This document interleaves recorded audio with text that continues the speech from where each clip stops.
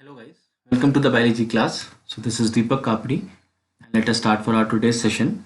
So we were studying the chapter Cell the Unit of Life, class 11th biology, and in this today's topic we will discuss about microbodies, vacuoles and ribosome.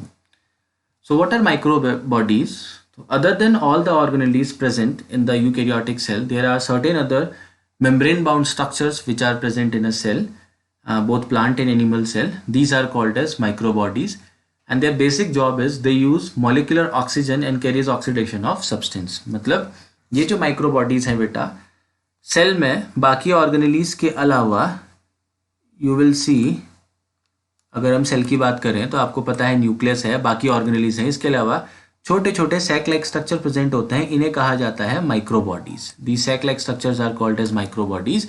और इनका काम क्या है, ये oxygen को utilise करते हैं और आपको पता है जब भी ऑक्सीजन किसी प्रोसेस में यूज होगी तो that is called as oxidation.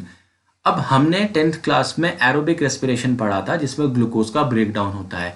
Other than that breakdown pathway जहां कहीं भी ऑक्सीजन यूज होगी वो कौन यूज करेंगे, माइक्रोबॉडीज. तो that's why I have mention here other than glucose.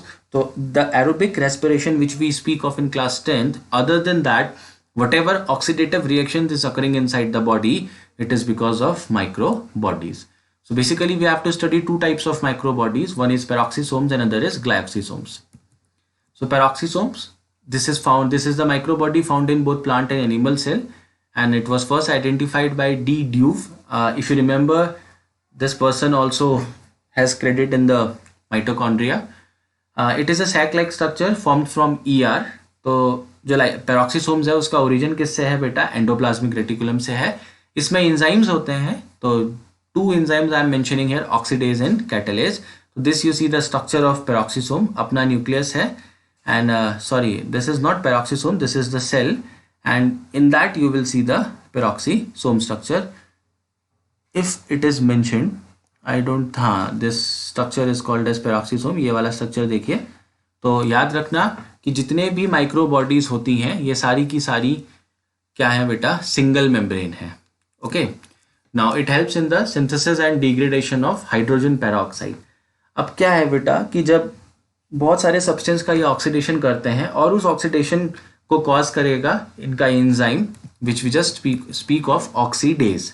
Okay, अब बहुत सारे प्रोसेसेस में हाइड्रोजन पेरोक्साइड का मॉलिक्यूल बनता है and this is a very toxic molecule. ये हमारी बॉडी के लिए बहुत टॉक्सिक है, तो इसको बनने के तुरंत बाद ही तोड़ना पड़ता है और इसको तोड़ने के लिए पेरोक्सीसोम का जो एंजाइम काम करता है दैट इज कैटलेज. तो catalase basically break down hydrogen peroxide, ठीक है, तो वो इसको सिंपलेस्ट फॉर्म में तोड़ता है और इस टॉक्सिन के बॉडी से रिमूव करने में हेल्प करता है. आपको ह्यूमन बॉडी में पेरोक्सीसोम सबसे ज्यादा दिखेंगे किडनी और लीवर में, क्योंकि यहीं पे टॉक्सिन्स का ब्रेकडाउन होता है. तो as I mention hydrogen peroxide is toxic and needs to be removed, तो basically it is removed by the peroxisome. Other than that, it also helps in the oxidation of fatty acids, and there is a process called in plant that is photosynthesis, means in which the plant utilizes oxygen along with RUBP, that is called as photorespiration. तो इन सारी processes में peroxisome use होता है. Okay, then we speak of glyoxysome. तो glyoxysome भी एक प्रकार का peroxisome है and it is found in plants only. तो glyoxysome is only found in plants. अगर हम ग्लायोक्सीसोम के स्ट्रक्चर की बात करते हैं तो इसका स्ट्रक्चर कुछ ऐसा होता है, एक सिंगल मेम्ब्रेन है और इसके अंदर क्रिस्टलाइज्ड मैट्रिक्स प्रेजेंट होता है जो प्रोटीन, लिपिड्स इन सब का बना होता है. Okay, it is again a type of peroxisome but it is found in only the plants. और वहां पे भी कहाँ मिलेगा, सीड जर्मिनेशन के टाइम पे ग्लायोक्सीसोम हैज बीन ऑब्जर्व्ड. तो इसमें एंजाइम्स होते हैं ग्लायोक्सिलेट साइकिल के लिए. We will discuss the glyoxylate cycle in further chapters. And दूसरा इसका फंक्शन है, अब हमने कहा ना सीड जर्मिनेशन के टाइम पे ये पाया जाता है, तो क्या लॉजिक है कि सीड जर्मिनेशन के दौरान it convert the fatty acid into carbohydrate. और कार्बोहाइड्रेट क्या है बेटा, it is a source of energy. तो सीधी सी बात है, जब सीड जर्मिनेट कर रहा है तो उसको एनर्जी चाहिए और वो एनर्जी कहाँ से सप्लाई होगी, by the breakdown of fatty acid. और ये ब्रेकडाउन कौन करेगा, ग्लायोक्सीसोम करेगा. और फैटी एसिड को किस में कन्वर्ट करेगा, कार्बोहाइड्रेट में कन्वर्ट करेगा. इसके अलावा हमारे बॉडीज में, हमारे सेल में ये माइक्रोबॉडी में नहीं आती है स्पेरोसोम्स, इट इज ऑल्सो प्रेजेंट. तो it is found in only the plants and it is made of lipid and protein, और इसका जो रोल है ये किस में हेल्प करता है, synthesis and storage of fat में it helps. Then coming to the next organelle, that is vacuole. So vacuole are membrane bound structure which are sac like structures. sac like मतलब जैसे balloon होता है, same balloon जैसा structure होगा. ये आपका plant cell और एनिमल सेल दोनों में पाया जाता है. बट रिमेंबर, प्लांट सेल का अगर आप डायग्राम देखेंगे तो प्लांट सेल में जो वैक्यूल है वो 90 to 95% of the space present inside the plant cell is utilized by the vacuole. तो वैक्यूल के अंदर जो 90 से 95% स्पेस है वो कौन यूटिलाइज करता है, आपका कौन ऑक्यूपाई करता है, वैक्यूल ऑक्यूपाई करता है. Okay, now there are different type of vacuoles. The first is sap vacuole. Sap का मतलब होता है लिक्विड. तो ये ऐसे वैक्यूल्स हैं जिनके अंदर कोई फ्लूइड भरा रहता है और इनकी मेम्ब्रेन जो होती है वो इलास्टिक होती है. तो जिस वैक्यूल की मैं प्लांट में बात कर रहा था, that is an example of sap vacuole and it occupies 90% space in the plant cell. अब इसके सैप में क्या क्या प्रेजेंट है, अमाइनो एसिड्स प्रेजेंट है, प्रोटीन प्रेजेंट है और शुगर प्रेजेंट है. अब इसका फंक्शन क्या है, इसका मेन फंक्शन ये है कि किस में हेल्प करता है, storage of salt, sugar, amino acid, और ये सेल का टर्गर प्रेशर मेंटेन करता है. प्लांट सेल में टर्गर प्रेशर का मतलब ये होता है कि अगर आप प्लांट सेल को कभी ऐसे मीडियम में रख देते हो कि प्लांट सेल के अंदर वाटर कंसेंट्रेशन हाई है और बाहर वाटर कंसेंट्रेशन कम है, तो इसकी वजह से प्लांट सेल के अंदर वाटर का मूवमेंट होगा और प्लांट सेल फूलता चले जाएगा. तो एक कंडीशन के बाद तो वो बर्स्ट कर जाएगा. तो इस बर्स्टिंग से बचाने के लिए जो प्रेशर बनता है, that is called as turgor pressure and it is developed by the vacuole. This is an example of this plant vacuole जहां मेंशन है, ये सैप वैक्यूल का एग्जांपल है. आते हैं दूसरे वैक्यूल में, that is called as contractile vacuole. As the name suggest, contractile मतलब जिसके पास कॉन्ट्रैक्शन और रिलैक्सेशन करने की एबिलिटी होगी. तो बेसिकली ये वो वैक्यूल है जिसका जो बेसिक जॉब है वो ये है कि सेल में से वेस्ट को कलेक्ट करके बाहर इजेस्ट करना या बाहर रिमूव करना. तो ये कॉन्ट्रैक्टाइल वैक्यूल आपको अमीबा, पैरामीशियम में दिख जाएगा. तो इसका सिंपल सा फंक्शन ये है बेटा, पहले ये क्या करेगा, कॉन्ट्रैक्ट करेगा और फर्स्ट इट विल एक्सपैंड. और कैसे एक्सपेंड करके क्या करेगा, अपने आसपास के जितना वेस्ट है अपने सेल के अंदर भर लेगा और फिर उसको कॉन्ट्रैक्शन से सेल के बाहर रिलीज कर देगा. ओके, तो इसका बेसिक जॉब है कि वेस्ट मटेरियल को रिमूव करना. फिर अगला आता है आपका फूड वैक्यूल. तो फूड वैक्यूल बनता है फैगोसोम जब लाइसोसोम से फ्यूज कर जाता है. फैगोसोम मतलब होता है फूड को सराउंड की हुई एक मेम्ब्रेन की लेयर जब लाइसोसोम के साथ कंबाइन कर जाएगी तो उसको फूड वैक्यूल कहेंगे. फैगोसोम सिंपली मीन्स कि किसी मेम्ब्रेन बाउंड लेयर के अंदर फूड है. ओके, तो as the name suggest, food vacuole का काम क्या होगा, इसमें ऐसे एंजाइम्स होते हैं जो फूड के डाइजेशन में हेल्प करेंगे. If you remember, we have studied amoeba in class 10. तो उसमें हमने फूड वैक्यूल का मेंशन पढ़ा था कि अमीबा में जो फूड आता है वो अपने वैक्यूल्स में जाता है, वैक्यूल्स ही उसको डाइजेस्ट करता है. So this is a feature of many of the protist. तो पैरामीशियम का एग्जाम्पल आपके सामने है. तो see here there is the presence of food vacuole and this food vacuole do what, it helps in the digestion of food because it consists of some hydrolytic or digestive enzymes.